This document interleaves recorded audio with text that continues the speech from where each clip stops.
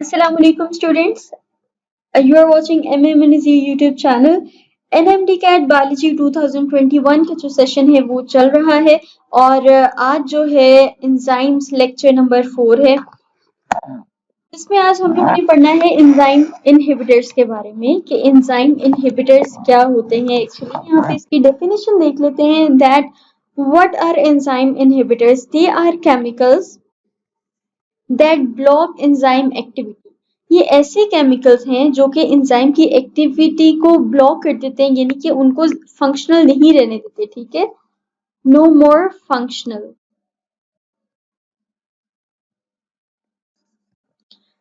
ठीक है, by interfering with the enzyme in some way the effect may be this effect may be temporary और permanent. अब वो enzyme के साथ किसी ना किसी तरह से इंटरफेयर करते हैं। आगे जाके हम पढ़ेंगे कि उनके स्ट्रक्चरल चेंजेस हो जाते हैं। एंजाइम स्ट्रक्चर जो है वो चेंज हो जाता है, जिसकी वजह से वो अपनी एक्टिविटी जो है वो सही से परफॉर्म नहीं कर पाता, क्योंकि उसकी एक्टिव साइट जो है वो सही से अपनी शेप में नहीं रह पाती, जिससे सबस्ट्रेट जो है वो बाइंड नहीं हो सकता।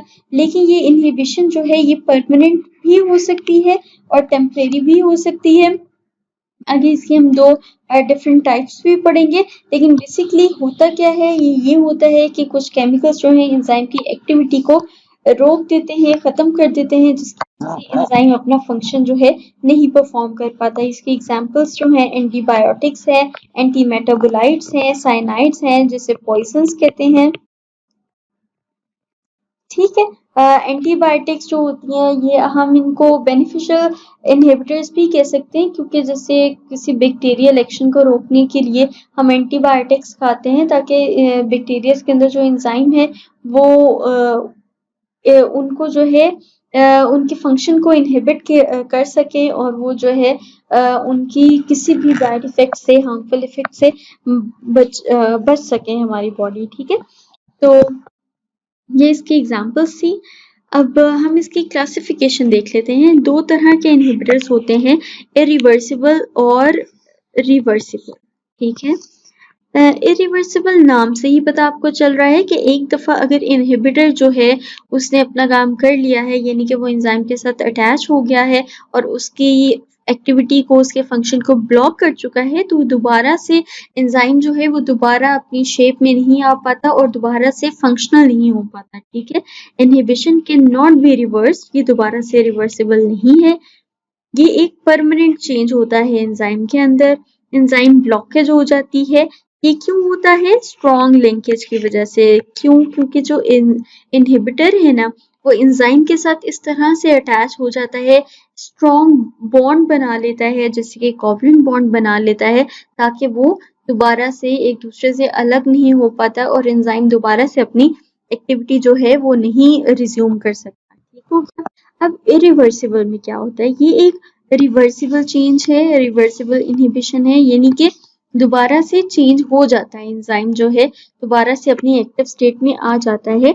ये एक टेम्परेरी ब्लॉकेज होती है और ये होती किस तरह से? किसी वीक लिंकेज के जरिए, यानी कि इनहिबिटर आया और एंजाइम के साथ उसने लिंक किया, लेकिन वो लिंकेज जो है वीक लिंकेज होता है, जैसे कि हाइड्रोजन बॉन्डिंग हो गई, जो कि दोबारा से ब्रेक की जा सकती है और दोबारा से एंजाइम अपनी फंक्शनल स्टेट में आ सकता है। ठीक हो गया? अब इसके बाद हमारे पास दो और तरह की इसकी टाइप्स हैं, जिसमें कम्पिटिटिव है और नॉन कम्पिटिटिव है। इसको हम आगे पढ़ते हैं।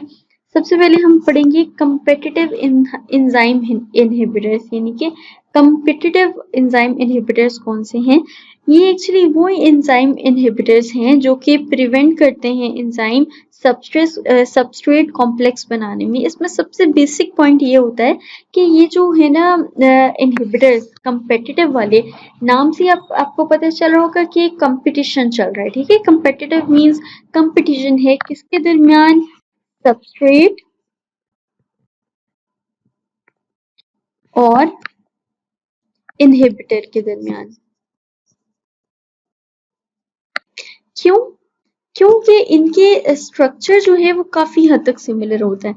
सिमिलर स्ट्रक्चर की वजह से क्या होता है, दोनों compete करते हैं और दोनों चाहते हैं कि एंजाइम की एक्टिव साइट के साथ जाके अटैच हो सकें, ठीक है, दोनों में कंपटीशन हो रहा होता है। तो क्या होता है कि समटाइम सबस्ट्रेट जो है वो बाइंड कर लेता है और समटाइम इनहिबिटर जो है वो बाइंड कर लेता है। तो इस तरह से कहीं ना कहीं एंजाइम की एक्टिविटी डिक्रीज हो जाती है, समटाइम्स ख़त्म हो जाती है, क्योंकि सबस्ट्रेट वहाँ पे बाइंड नहीं हो पाता और इनहिबिटर हो जाता है, ठीक है। लेकिन ये एक रिवर्सिबल चेंज है। अब यहाँ पे इसको रिवर्सिबल हम कैसे कर सकते हैं, इसके बारे में भी हम आगे पढ़ेंगे। This means that they fit into the active site but remain unreacted since they have a different structure to the substrate. अब ये इनहिबिटर सिमिलैरिटी की वजह से अटैच तो हो जाता है, लेकिन इतनी परफेक्टली नहीं हो पाता। क्यों? क्योंकि कहीं ना कहीं थोड़ा बहुत तो डिफरेंस होता है कि वो इनहिबिटर है, वो सबस्ट्रेट है, आखिर दोनों डिफरेंट होंगे तो वो डिफरेंट तरह से एक्ट करते हैं। इसीलिए क्या जो है वहाँ पे अटैच तो हो जाते हैं, लेकिन उस तरह से रिएक्ट नहीं कर पाते और ना ही कोई स्ट्रॉन्ग बॉन्डिंग बना पाते हैं। Therefore, less substrate molecules can bind to the enzyme, so the reaction rate is decreased. अब क्या होता है कि इनहिबिटर ज़्यादा अटैच हो जाते हैं समटाइम्स के लिए और सबस्ट्रेट नहीं हो पाता, तो क्या होता है, रेट ऑफ रिएक्शन डिक्रीज हो जाता है। उतने ज़्यादा एंजाइम जो है सबस्ट्रेट के साथ नहीं हो रहे, क्योंकि उसकी जो कंपटीशन आ गया और वहाँ पे इनहिबिटर भी जो है वो रिएक्ट करना शुरू कर गया एक्टिव साइट पे। तो इस वजह से क्या है, रिएक्शन रेट डिक्रीज हो जाएगा। अब यहाँ पे हम कंपेटिटिव इनहिबिशन को फर्दर डिस्कस करें। Competitive inhibition is usually temporary. अब ये टेम्परेरी होता है, ठीक है। यहाँ पे हमने बात की पिछली स्लाइड में कि वो शेप में जो है सिमिलर जरूर है, लेकिन कहीं ना कहीं डिफरेंस है, जिसकी वजह से वहां पे अटैच तो हो जाता है, लेकिन वीक लिंकेज बनाता है, अनरिएक्टेड रहता है, इस वजह से ये टेम्परेरी है। The inhibitor eventually leaves the enzyme. वो eventually क्या करता है, छोड़ देता है एक्टिव साइट को. This means that the level of the inhibition depends on the relative concentration of substrate and inhibitor since they are competing for the places in enzyme active site. अब क्या होता है कि अगर यहाँ पे हमारे पास substrate है और उसके अंदर inhibitors हैं, ठीक है। अब दोनों compete कर रहे हैं एक्टिव साइट पे जाने के लिए, ठीक है। कुछ एक्टिव साइट्स पे ये अटैच हो रहे हैं, कुछ पे सबस्ट्रेट अटैच हो रहे हैं, रिएक्शन रेट डिक्रीज हो रहा है।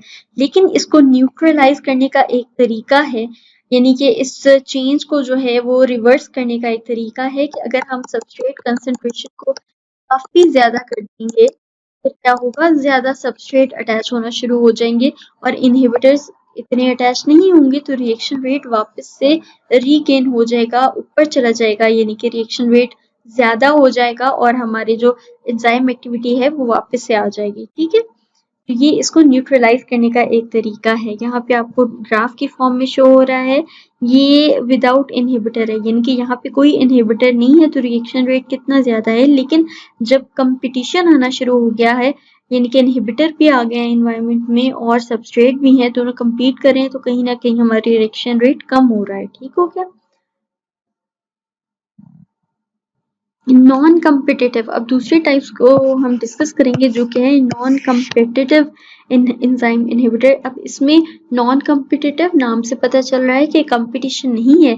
Non competitive enzyme inhibitors work not by preventing the formation of enzyme substrate complexes but by preventing the formation of enzyme product complexes, so they prevent the substrate from reacting to the product. अच्छा, ये क्या करता है, basically ये करता है कि enzyme जो है उसकी एलोस्टेरिक साइट पे जाके अटैच हो जाता है, यानी कि एक तो एक्टिव साइट है, एक्टिव साइट पे तो जाहिर बात है वही अटैच हो सकता है जो सबस्ट्रेट हो या सबस्ट्रेट जैसा हो, जैसे कि लास्ट एग्जांपल में था, कम्पिटिटिव एंजाइम इनहिबिटर में था। अब नॉन कम्पिटिटिव में क्या करता है, वो एक दूसरी साइट पे अटैच हो जाता है जिसको हम एलोस्टेरिक साइट कहते हैं, ठीक है। यहाँ पे लिखा भी है एलोस्टेरिक साइट, ठीक हो गया। Usually non-competitive inhibitors bind to the site other than the active site called allosteric site, इसलिए इसको allosteric inhibitors भी कहा जाता है, तो आपने ये नाम भी याद रखना है। Doing so distort, अच्छा अभी क्या होता है, अब यहाँ पे allosteric साइट पे जब इनहिबिटर अटैच हो जाता है तो आफ्टर अटैचमेंट वो क्या करता है, वो एक्टिव साइट की ही शेप चेंज कर देता है। जब एक्टिव साइट की शेप चेंज हो गई तो जो उसका सबस्ट्रेट था वो यहाँ पे अटैच नहीं हो पाएगा। इस तरह से एंजाइम एक्टिविटी ब्लॉक हो जाती है, ठीक है। उसका जो टर्शियरी स्ट्रक्चर है वो डिस्टॉर्ट कर देता है, खराब कर देता है, जिसकी वजह से कैटालिसिस नहीं हो पाता। Since they do not compete with substrate molecule, non competitive inhibitors are not affected by the substrate concentration।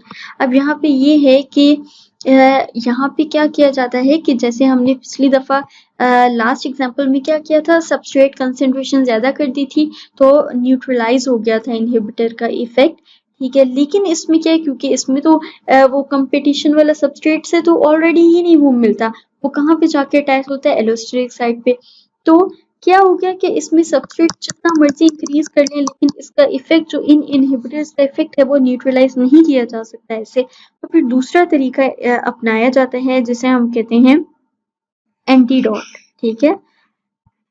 Use of antidote, antidote किसे कहते हैं, ऐसे मॉलिक्यूल्स को जो है वो एनवायरनमेंट में इंट्रोड्यूस किया जाता है जो कि क्या करते हैं, यहाँ पे अटैच होने वाले जो इनहिबिटर्स हैं एलोस्टेरिक साइड पे, वो जाते हैं और इसके साथ रिएक्ट करते हैं इन इनहिबिटर्स के साथ, और इनका रिएक्शन होने की वजह से इनको अलग कर दिया जाता है एंजाइम से। और जब ये एंजाइम छोड़ते हैं, एंजाइम से अलग होते हैं, तो वापस से जो है एक्टिव साइट अपनी शेप रीगेन कर लेता है। और ये भी एक रिवर्सिबल रिएक्शन है, यानी कि पहले ब्लॉकेज हुई लेकिन उसको उसके एक्शन को न्यूट्रलाइज कर लिया गया और एक्टिव साइट जो है वो अपनी शेप में दोबारा आ गई, ठीक है। अब यहाँ पे हम यहाँ पे नॉर्मल एंजाइम एक्शन दिखाया गया है जिससे रेट ऑफ रिएक्शन बहुत अच्छा है। दूसरा यहाँ पे कम्पिटिटिव इनहिबिटर दिखाया गया है, ठीक है। और यहाँ पे नॉन कम्पिटिटिव इनहिबिटर दिखाया गया है। नॉन कम्पिटिटिव इनहिबिटर में फिर भी जो है वो रिएक्शन होता है, और जैसे जैसे अगर सबस्ट्रेट कंसेंट्रेशन इंक्रीज की जाती है तो वापस से अपनी जो है वापस से उस रिएक्शन रेट पे आ जाता है, क्योंकि हमने बताया था कि अगर सबस्ट्रेट कंसेंट्रेशन ज्यादा कर दी जाए तो उसका इफेक्ट जो है न्यूट्रलाइज किया जा सकता है। लेकिन यहाँ पे सबस्ट्रेट इंक्रीज किया है लेकिन फिर भी जो है वो उसका रिएक्शन जो है इफेक्ट जो है वो न्यूट्रलाइज नहीं हुआ और रिएक्शन रेट बहुत कम आया है, ठीक है। अब यहाँ पे आपको एक डायग्रामेटिकली भी समझाने के लिए ये डायग्राम यहाँ पे दिखाई गई है। ये है कंपेटिटिव की, जहाँ पे इनहिबिटर जो है वो आके एक्टिव साइट के साथ जो है अटैच हो गया है, जिसकी वजह से यहाँ पे सबस्ट्रेट अटैच नहीं हो पा रहा है, ठीक हो गया। अब नॉन कम्पिटिटिव में क्या है, इनहिबिटर आके एलोस्टेरिक साइट पे अदर देन एक्टिव साइट जो है अटैच हो गया है, जिसकी वजह से क्या हुआ है, एक्टिव साइट की शेप चेंज हो गई है और यहाँ पे सबस्ट्रेट दोबारा से अटैच नहीं हो पा रहा है, ठीक हो गया। आई होप कि आपको अच्छे से टॉपिक जो है समझ आ चुका होगा। इसमें यही बेसिक चीज़ें हैं और इसको अच्छे से आप लोग समझें, प्रिपेयर करें। और अगर आप लोगों ने अभी तक हमारा सेशन ज्वाइन नहीं किया, तमाम सब्जेक्ट जो हैं एनएमडी कैट के वो पढ़ाए जा रहे हैं, तो आप रजिस्टर करवा सकते हैं। नंबर जो है डिस्क्रिप्शन बॉक्स में आपको मिल जाएगा। अपना ख्याल रखें। अल्लाह हाफिज़।